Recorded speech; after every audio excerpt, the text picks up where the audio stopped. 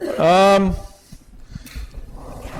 let's look and see that. So you may say from this like crystal clear, incredible explanation that almost brought a tear to your eye, you might think, well, okay, well, normal forces are easy. They're just always equal to the weight, right? So no. Normal forces is not always equal to weight. Let's find a case where one is not equal to the weight. So now we have two blocks. Here we go. One block, another block. Very exciting. Okay, so now let's look at let's describe the situation here. We got M2 on top, and we have M1 on bottom, and we have the Earth here. And they're sitting on a table or the Earth or some rigid object that's not going anywhere. All right, there they are. Why is there normal force going down on the block? There isn't. It's up on the block. So I don't know. There's normal force up, weight down. Normal force, weight, it's up. There's about to be one going down on the block. I promise. Here we go. So what we want to do is think about normal forces and draw a free body diagram. Actually, let's screw it up first. Let's say you're a rebel. And I like rebels, but let me just say it's not a good idea here. Let me show you why. Okay, well, I don't need a free body diagram. I got a 4 on the AP, whatever. M1G down, M2G down. Let's see the normal force up of 2 on 1, and of course the normal force down, 1 on 2, and then the Earth on 2, and then of course 2 on the Earth. There! That's perfect, right? Why do I need a free body diagram? Okay, so let's do the free body diagram for M2. All right, here it is. So M2 was the top one. I messed it all up. So M2G down is the weight. Weight 2, or we could write M2G is what I would normally write. And then what is this feeling a normal force of? Well, it's only touching one thing, right? It's touching M1. So it must be the normal force of 1 on 2.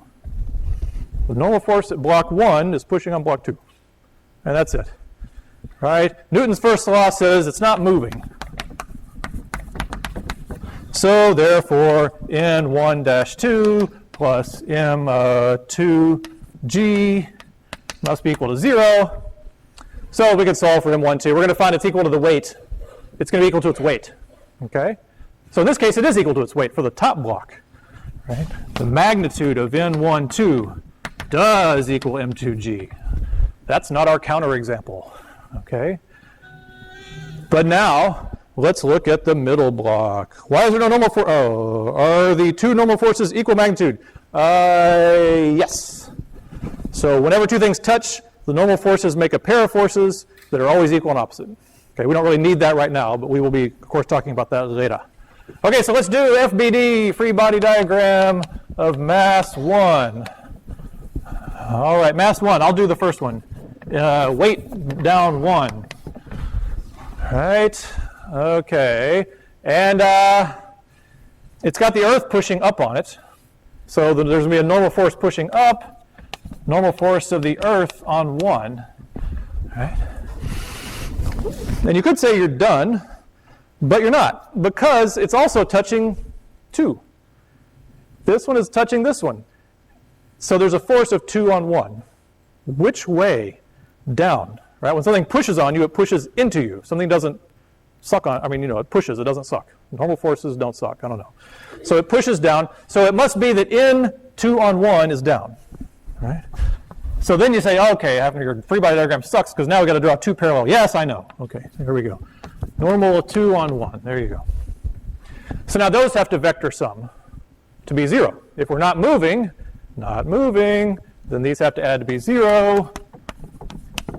And I don't want to obsess with this right now because we're going to obsess with vector sums in a minute. But basically, in the end, you see that the normal force that the Earth applies to 1 equals M1G plus N21. And you can kind of see that probably intuitively. This one is being pushed down by its own weight and by the weight of M2. Both of those are pushing down, so the Earth has to push back with the weight of both. In fact, since N21 is equal and opposite to N12, it's M2G. So you could say that the magnitude is M1 plus M2 G, which of course that's what happens. If you think of this as one object, what's its mass? M1 plus M2. And its field line normal force equal to the weight of M1 plus M2. If you think of this two objects, then this middle one actually has multiple normal forces with different values. Okay? So it's not just every time you just say normal force is the weight. Okay? We'll make it even more confusing here in a minute.